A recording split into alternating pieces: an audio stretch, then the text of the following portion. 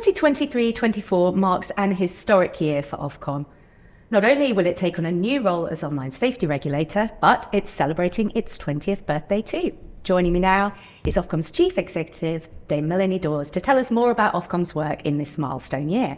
Welcome, Melanie. Thank you. It's great to be doing this. Thank you. Well, it's fair to say it's been a busy few weeks for Ofcom. First of all, kicking off with the coronation festivities, and then more recently, the Eurovision Song Contest. Now, people might not really understand how or even why Ofcom gets involved with these big ticket events. So can you explain a bit more about your involvement? Yeah, well, you won't see us on stage at Eurovision, but what we're doing behind the scenes are specialist engineering teams and making sure that all of those gadgets and devices that use wireless frequencies like microphones, cameras, there's masses of kit at an event like Eurovision, making sure all that works together, that all of them can seamlessly operate on the same wireless spectrum frequencies. So it's a really important job. And we were at the coronation as well. And we've got a really busy summer ahead with loads of sporting events and other things happening. Yes, I hear it's the British Grand Prix, Wimbledon and Glastonbury to come for the team. Exactly. We do music, we do sports, we do anything where there's a big public event and everything needs to go smoothly and no one wants to be let down on the night. Keeping the airwaves free of interference is just a small part of Ofcom's really wide-ranging remit. And not so long ago, you published your annual plan for the year, or for want of a better word, Ofcom's to-do list. Can you give us a flavour of what those big priorities are for the year ahead? Yeah, well, we're the converged communications regulator for the UK, so we look across all the various industries that we all rely on to communicate in lots of different ways. So the big priorities for us in the year ahead are making sure that we've all got internet services that we can rely on, that's broadband and Wi-Fi, making sure they're affordable for customers as well. We also make sure that we've got media that we can trust and value. We uphold the broadcasting code, make sure our news is impartial and accurate. We also, as we've just been discussing, have a really important role behind the scenes in making sure that wireless radio frequencies are there for all sorts of sectors, including air traffic control, defence, as well as satellite, mobile. And then the big new role we're taking on this year is we will become the online safety regulator. And there we're going to be overseeing brand new laws to create a safer life online for people in the UK. Yeah, clearly we couldn't talk about the year ahead without talking about online safety. How are the preparations going to take on this pretty big job? Well, it is a really big job, there's no question of that. And it's a really important new mission for us. But the good thing is that we've been preparing for a couple of years now. We've built a fantastic team, got people who've joined us from tech companies, we've got data specialists, technologists, economists, lawyers, people with loads of experience at running other regulations. So we've got a brilliant team, and the moment Parliament gives us our powers, we'll be ready to go so that we can start to really set the standard and make sure that services that we all love and want to be on, like social media and so on, but make sure that they're actually safer and that people know what they can expect where. Now, understandably, there are some high expectations for these new laws and the improved protection that they're going to afford people, and particularly children online. What reassurance can you give to parents and carers and indeed children and teenagers themselves that under Ofcom's watch, once your powers kick in, they will live a safer life online? Make no mistake, this is going to be our number one priority, and particularly making sure that children and young people are better protected online than they are today. At the moment, we know that parents and kids, we know from our research, are really clear that they want new standards to be set. And above all, what we're going to be going in and requiring the companies to do is put this at the top of their own list of priorities. Make sure that they build in safety from the front, that it isn't just about solving problems after they've occurred, that it's about a much more responsible attitude to their users. So let's talk about the nuts and bolts of getting this bill operational. What are you going to be focusing on in the early phases of the regime? What demands will you be making from tech platforms? And how long is it going to take to get it all up and running? Well, it's a big job. We've got to establish codes and guidance. We've got to run consultations on that so the industry gets a chance to give us their perspective. And it isn't until we've done that we can then enforce against the new rules. So the moment that Parliament gives us our powers, we will be ready to go with our first pack of consultations on the illegal harms that the bill requires greater protections against. And that will cover things like terror and hate speech online, a lot of issues around protecting children from grooming, child sexual abuse material, And also things like how we make sure that adult services are only available to people over 18 and that kids can't actually see inappropriate material for their age. I'm also interested to know how you will go about regulating the online world compared to how people are used to seeing Ofcom regulate when it comes to, regulating for harm in TV and radio programmes. What's the difference going to be? Yeah, it is a very different kind of approach, actually. So just in the time that we've been speaking, Facebook alone, for example, will have moderated maybe 50,000 bits of content.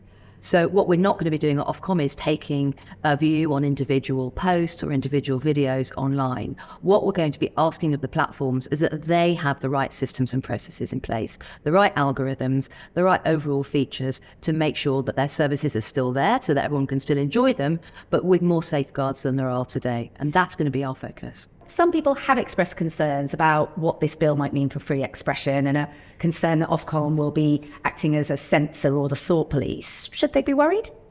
Well, it's an incredibly important question, and Parliament has debated this really actively. I think the bill's come out in a really sensible place. We are not going to be taking a view on individual pieces of content as the regulator.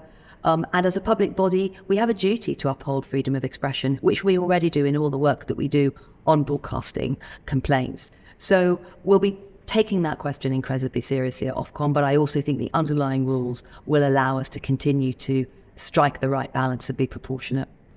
Now, the pace of change in the tech sector is rapid, to say the least. We're constantly seeing new services, new platforms launched to market.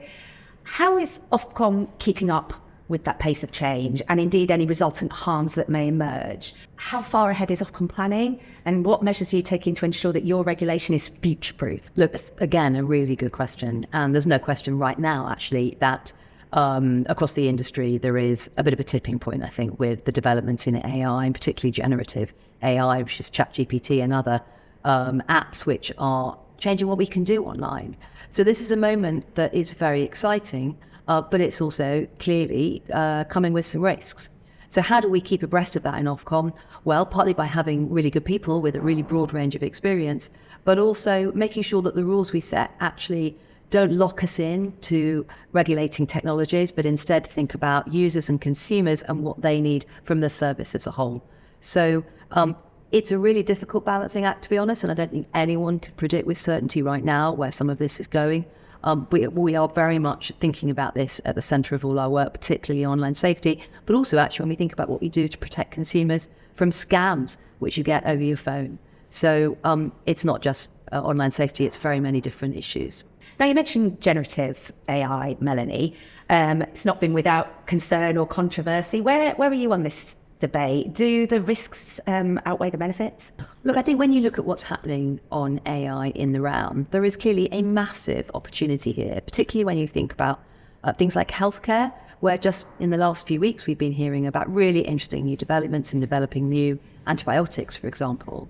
But when it comes to new services which are used by teenagers, by adults, at such scale, it's incredibly important that the social media and search platforms pause and do a proper risk assessment when they change their services and think about whether they've actually put the right safeguards and safety features in place.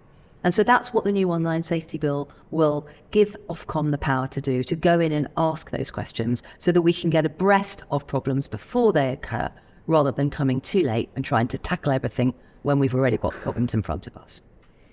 Moving on to another important area of Ofcom's remit, and that's telecoms. And a huge issue facing households up and down the country is the rising cost of living. People have seen pretty sharp increases to their phone and broadband bills already this year. What is Ofcom doing to help and support those people? No, well, this has been a real priority for us over the last year. And I'm actually really proud of the work we've done with the industry to make sure that there are social tariffs available for those on lower incomes who really need help at such a difficult time with inflation rising to levels that we've not seen for many decades. But the other thing we're doing is really setting the right framework so that we get the investment in the new networks we need. So fibre broadband has now passed more than half of homes in the UK, which is fantastic, and a huge rise from more like 5% five years ago. So we're trying to balance that, getting the investment into the industry, because that's what we all need, with making sure that there are proper affordable connections for people who really need them right now. Now, some might say that social tariffs are one thing, but they're no good if people don't know about them. Do you think the telecoms companies are doing enough to promote them so that people who need them and are eligible for them get the support they need? Well, that's our challenge to the industry right now. The offers are there, but when we do research on whether people know about them and on take-up, that's still very low. So we are calling on the industry to make sure that these are not buried on their websites, that they are there proactively being marketed so that people can actually get the help they need now when they need it. And is it fair to say that when these price rises come, they come out the blue, people aren't expecting them, they don't really know what it means for their actual household budgets, what the increase means in pounds and pence? Do you think more needs to be done so that there's more transparency around price rises? Or indeed, can Ofcom step in and impose an out-and-out ban on them, full stop? When it comes to annual price rises for people who are in contracts of 2 years, we've got a number of bits of work open on that right now to make sure that people are getting the right information when they sign up, so they're not surprised when something comes along that they weren't expecting, and also to make sure actually that the balance of risk is right, and that all of the risk of inflation being higher than expected isn't just on the consumer. So we're looking into those issues right now. It's very live for us. Mm-hmm. Now, affordability is clearly one important thing, but as you alluded to earlier, access to reliable mobile phone, broadband services is hugely important. Now that these are considered essential utilities, what is Ofcom doing to support, the new and innovative wireless telecommunications services of the future? For example, supporting the rollout of 5G, looking into satellite broadband. Where are things going from Ofcom's perspective? Well, our Spectrum Group finds, in common with all other international groupings as well, that there is huge demand now for wireless spectrum, and that's fantastic. It reflects innovation in our economy. So there's new demands for space technologies. There's certainly new demands for satellite being used for broadband in our homes alongside fibre and mobile services, and also industries like defence and air traffic control, shipping continue to need to use wireless spectrum. So we're working very actively with our international partners. There's a big set of international decisions coming later this year that Ofcom will lead on behalf of the UK to make sure that we're all looking ahead. But fundamentally that this scarce resource can be available to as many uses as possible so that we can maximise, all the impact on economic growth that we would all want to see. Now, Ofcom is best known for its work regulating TV and radio, I think it's fair to say. But Ofcom in its 20 years will have seen that landscape shift dramatically. What is Ofcom doing to make sure that for the next 20 years and beyond, the UK media landscape and the role that our public service broadcasters play within it are going to be fit and able to serve audiences for the decades ahead? Well, there's been so much change in the last 20 years since Ofcom was first formed. You're absolutely right. And what's available now to us all, whether it's on traditional TV screens or on our phones or on our laptops, is extraordinary. There is so much more choice now for viewers and audiences, and radio, podcast as well. It's not just about video and TV. But as we get that incredibly competitive market, serving us all so well, it's important that we make sure that our public service broadcasters, and that means commercial companies like ITV and Channel 5, as well as Channel 4 and the BBC, are able to compete, because they are the ones that bring us a lot of what we really love and things that we really need, like news we can trust and TV programmes that are actually about us as a country. So a couple of years ago, Ofcom did a big review of what was needed to modernise the regulatory framework to support all those things. And I'm very glad the government's now taking that forward in their new media bill, and we'll be working really closely with them over the years ahead as that's developed, and then ultimately to implement it. And another job coming your way under the media bill is, expanding your role in terms of your regulation of some of the streaming services. How ready are you for that challenge? Yes, we'll be asked by the new laws, if they come into effect, that will require Ofcom to produce a code that is similar to our broadcasting code for TV and radio now, but will be different because streaming services are slightly different in the way that we all interact and choose what we're watching. And we'll work with the industry to make sure that we can come up with a code that is proportionate and sensible, that gives some assurance to the public, but absolutely preserves freedom of expression, freedom of creative expression, which is the balance we've always struck. Now, the BBC sits at the cornerstone of the British media landscape. How confident are you that the new operating licence that you set for it earlier this year will allow you to meaningfully hold it to account on behalf of licence fee payers? So the BBC's got a real challenge, like all broadcasters, to adapt to a massive change in the way that we as audiences are actually viewing and listening to the things that they produce for us. So traditional TV is still incredibly important, but many of us now increasingly are on the iPlayer or on BBC Sounds, watching content on catch-up rather than live.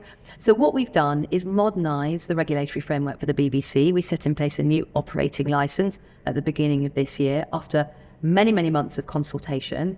And that actually brings their digital services into regulation properly for the first time. But it also safeguards many of the quotas that were already there, so that people can also be confident that things like regional programming, children's TV, education, local news are still there from the BBC and will continue to be provided. Now, Melanie, we've talked a lot about emerging communications technologies and changes in the market and where it might go in the future. But there's a form of traditional communications that many people up and down the country still very much rely on, and that's the postal services. But I think it's fair to say that services haven't been good enough. We saw long delays over Christmas, delays with parcels. What is Ofcom doing to hold Royal Mail to account? Well, this is an incredibly important issue for us right now. We have just opened an enforcement investigation because you're quite right, Royal Mail's service was not good enough in 2022-23. And once that year was over and we had all the data, we immediately opened an investigation.